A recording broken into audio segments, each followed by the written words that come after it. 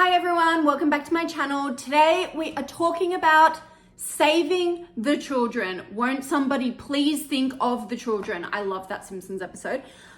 So today I'm talking about CoComelon. I don't know if you've seen this, but there's this story going around of a CoComelon episode. Okay, let me set the scene here and then I'm going to show it to you. So there's an interracial gay couple, a father, another father, one is black, one is white. They have a little boy, a toddler. They're all going to get some family photos done and the toddler is asking what he should wear. As all good parents do, the parents say, you should wear whatever you want to wear. Anyway, from then it kind of disintegrates into this woke nonsense. Thing that we know about you, you love to get up and dance.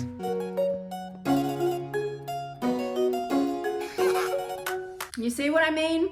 I have no issue with a gay interracial couple raising a little boy.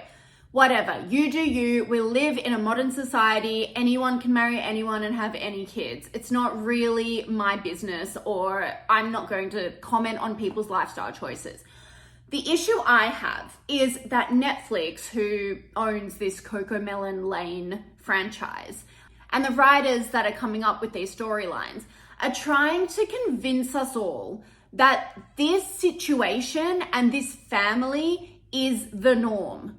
They are forcing so much wokeness into one 1-minute clip to really try and get everything they can in there to indoctrinate children watching into thinking that this is a completely normal family situation, when it's just not. No shade to toddler boys who prefer to wear tiaras and tutus and sing and dance over playing with a ball or cars or picking up a cap, which is what we saw in that clip. He was holding a tiara and then he was also holding like a very typical boy's cap. And he went for the tiara because, of course, we're going woke here.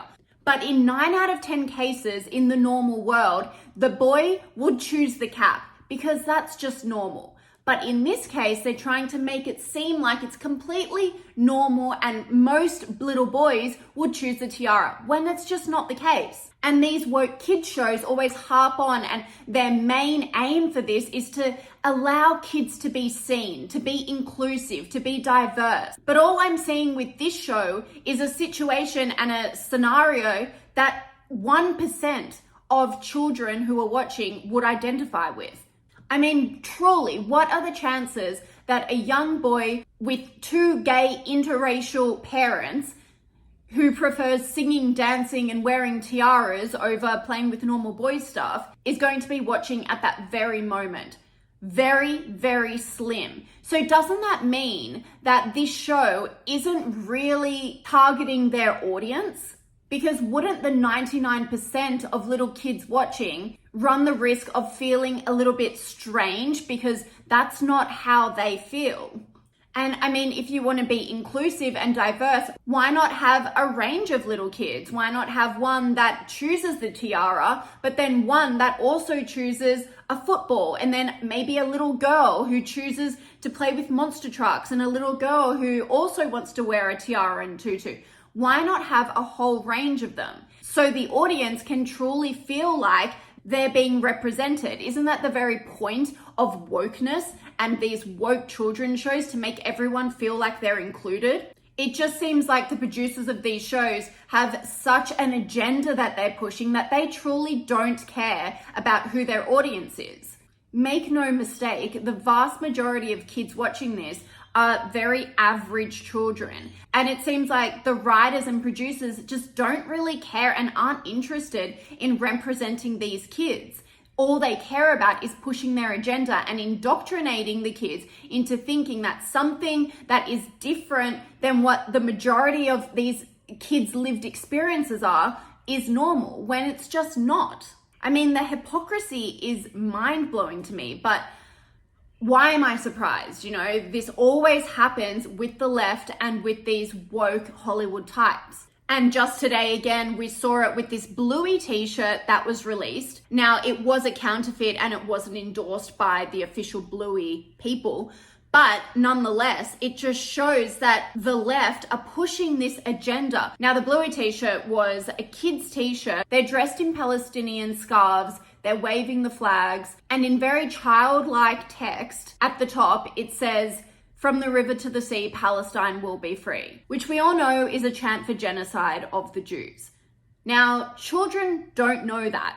They have no idea, but they do know Bluey and they love Bluey. And they would unknowingly be wearing a Bluey t-shirt because that's what they love, but at the same time, they're endorsing genocide. Imagine a 3-year-old toddler endorsing genocide of the Jews on their t-shirts because they were tricked and they were indoctrinated into thinking that this is somehow a good thing to do.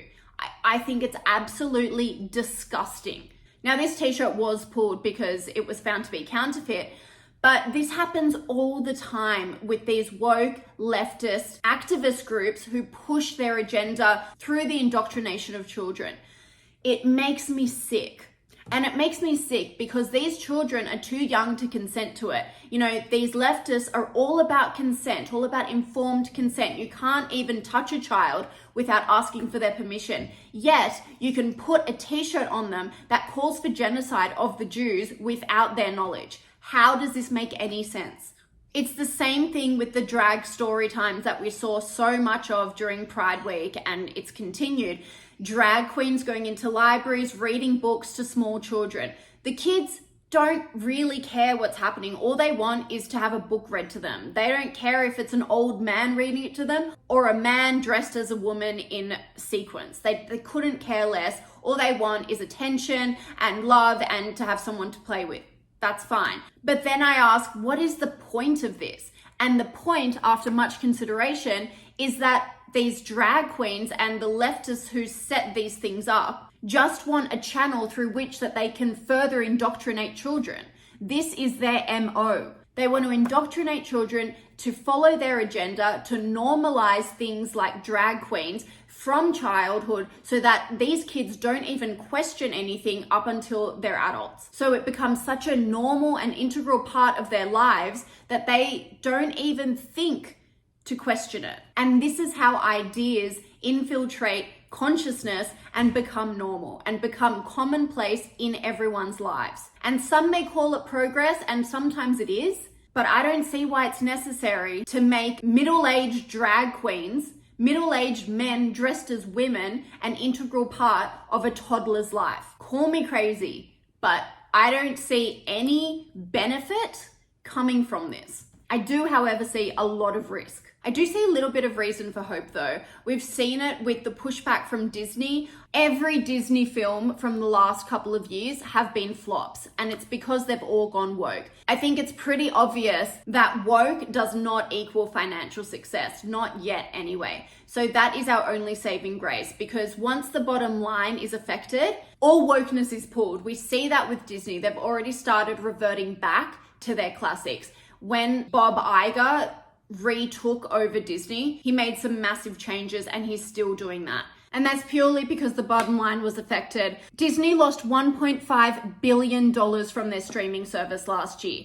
Their stock was at a 9-year low. That's a disastrous result for a massive company like Disney. The same thing happened with Bud Light. We saw it. It was a mammoth fail. That whole Dylan Mulvaney experiment, what a shocker. They're going to study that thing in years to come in business schools. The damage control that came from that and the subsequent flipping back to cater to their base was monumental. Same thing happened with Target. Same thing happened with Gillette. Same thing's happening with the NCAA, the swimming competitions.